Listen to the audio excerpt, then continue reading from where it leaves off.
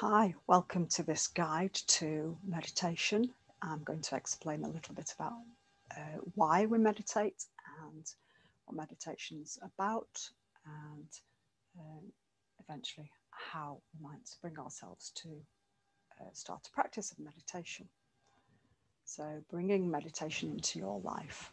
And this is also in a document format, Meditation 101, so that you can read some more of the comments. So the word meditation, sometimes that's quite scary for people. It brings up things about religion and childhood experiences, judgments about who meditates and who doesn't. And you've probably done some kind of meditation, whether it's prayer, whether it's singing together, whether it's sitting in quiet contemplation. And so you might want to find your own way now of describing meditation. And the way I talk about it is that I'm sitting, making some quiet time for myself. I understand the benefits of this. And I think in an ever busier world, it's important to know that we can do that. We can step away and we can give ourselves a little bit of time each day. So we could think about it as contemplation, reflection, and most certainly an opportunity to calm our mind or bring focus into our life. So the benefits of meditation are found to be mental clarity, a relaxation in body and mind, and calmness. It gives us a stability, it gives us a grounding to be in our life and to make decisions from that grounding. And it adjusts our perception of time. We sit in meditation and we focus inwards, so it brings an awareness of who we are, of our physical, mental, and our spiritual being. And sure, for some people, that can be very challenging and very confronting. And we work with that too. All of these feelings and reactions are relevant. And meditation is old. It's been in all cultures, whether they're religious gatherings or whether they're secular or school environments or family environments or ethnic traditions. We all have some form of meditation. It might be singing, it might be dancing. And as we sit in meditation and become aware of our thoughts, feelings, sensations, sometimes if we deal with the thoughts, we can feel like they're going round and round like a train, persistent like a train, and it won't stop. And there's maybe one thing driving that train. And as we sit and breathe towards that, we learn to slow that down to start with. And as we practice, perhaps there's some space in between those thoughts. And those spaces are very important. They're a message to our brain that it's possible to come off that track and to start to change that constant wheel of thoughts. So it can create some space in your mind for something new to show up. How would that be? And in my own experience, I'm less guided by decision making in the mind, more tuned into intuition, to what feels right. And there's many times when I'm creating that space in meditation that I have a flash of inspiration. Hey, what about this? Or just a solution to something that just comes in from nowhere that I hadn't thought about before. So research has shown that 1 hour of meditation is worth 4 hours of sleep. So really, bang goes the excuse that we don't have time to meditate, because in fact it gives us more time, and I'll leave that to you to try out. It's certainly a possibility that we're going to sleep better, and maybe we approach life in a calmer way. So when I think about my cat, she's very driven by her instincts to eat, to sleep, to drink water, to use the tray, to go outside. And I'm not absolutely sure about this, but it could be that she doesn't have that train of thoughts about what should I decide, what should I do next. She just does it. And so when I'm feeling really busy, or when I see my people that I work with, I suggest that we be more cat. So we just let go, we just chill a little bit more, and we let life happen. And when we need to make the decisions, the important decisions, we're able to do that from a very grounded and a very centered place. Many people say to me, I can't meditate because I'm too restless, my mind won't stop, I'm agitated, I need to be up and doing something, I don't have time, it's not my style. And that may be true, but it's worth giving it a try. It's worth sticking with it so that you find out whether there's a possibility to explore those things. What's happening when the mind won't stop?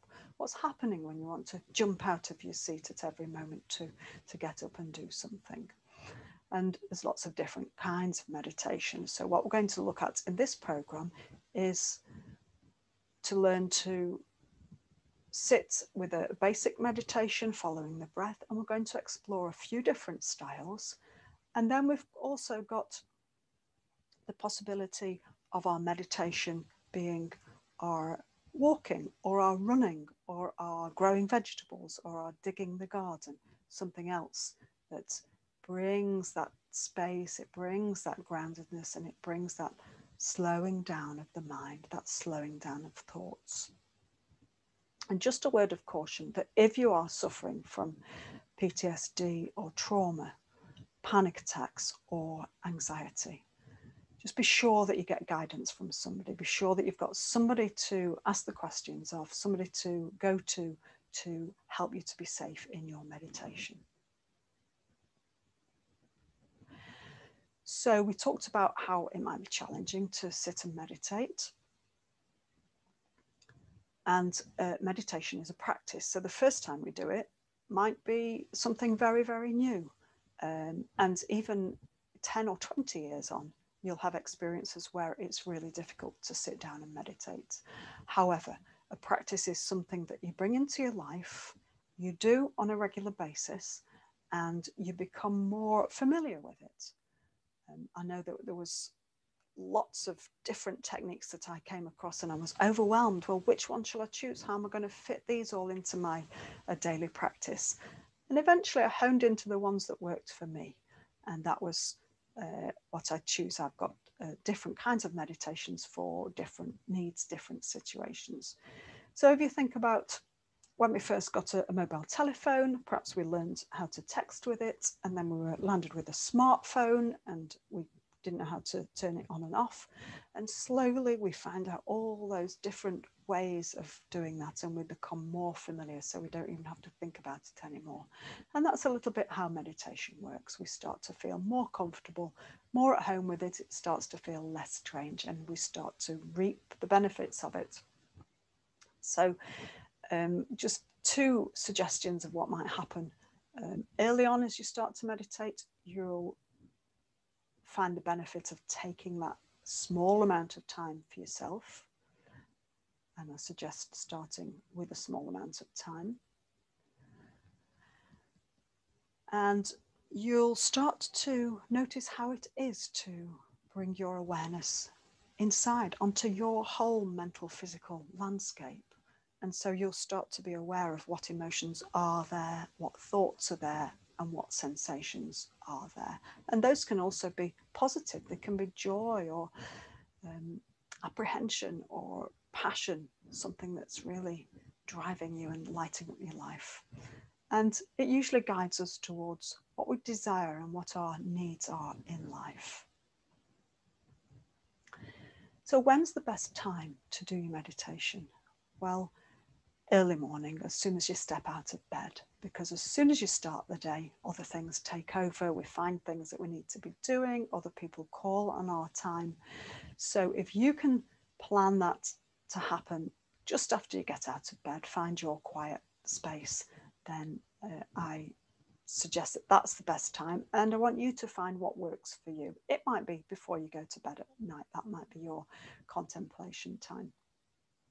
And the most important thing is that you choose, and you're able to say to the other people around you, I'm just going to take a few minutes of quiet time.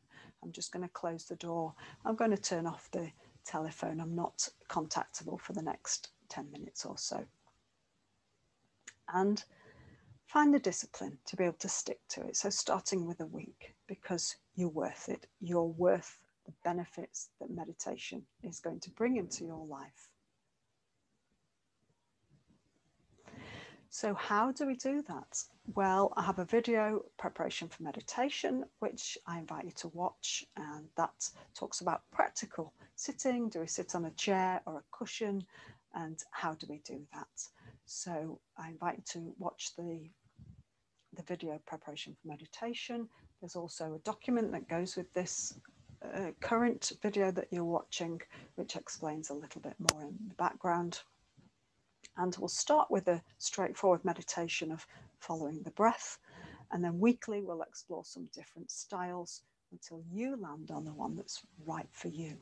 So what do you need to start with? You need to find a time that's going to work for you and stick to that for at least 7 days.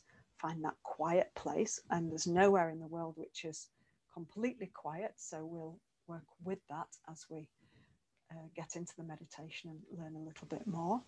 And keep yourself warm or cool depending on which climate you're in. You can use your telephone because we've got a great timer usually on our telephones, and for the rest turn it on to silent, and then you're not disturbed. And find yourself either a straight back chair or a meditation cushion or a meditation stool, and then we can begin to find out how to sit for meditation. So also there is an audio file for meditation. This is for guided meditation. So I invite you to try that during the week and take perhaps a different time than sitting, and just use the audio meditation, because you'll know that you can dip in and out of that. So you can use that when it's convenient to listen to the audio meditation, and that's guided. So then you have somebody there to support you. And take your journal, and I want you to write in your journal, so as soon as you can, the times that you've chosen to meditate in the first week, so the best times for you and how that might look, how that might work. Write it in your journal. And also any resistance or excuses that are coming up. I'm too busy, I've got a deadline, I've had a crisis, the weather's too hot, the weather's too cold, I'm too tired. All of those things, just let them flow, just bring them up, and then we can work with those to find out really what's going on and what that's all about. After you've meditated, I want you to just jot down, it's just a few words, not going to take you very long, your experience of meditation. So perhaps I fell asleep, I was restless, I needed to jump up and do something, I heard the baby crying, I was hungry, and perhaps I was excited, perhaps I couldn't wait to get on with the rest of the day, or I felt like I needed to go to the bathroom. So all of those things, just writing down how it was for you, what came up for you. And yeah, following the audio file for a couple of times in the first week, just to try a guided meditation. So I'm going to speak to you on the next video, and please let me know if you have any questions. Thank you.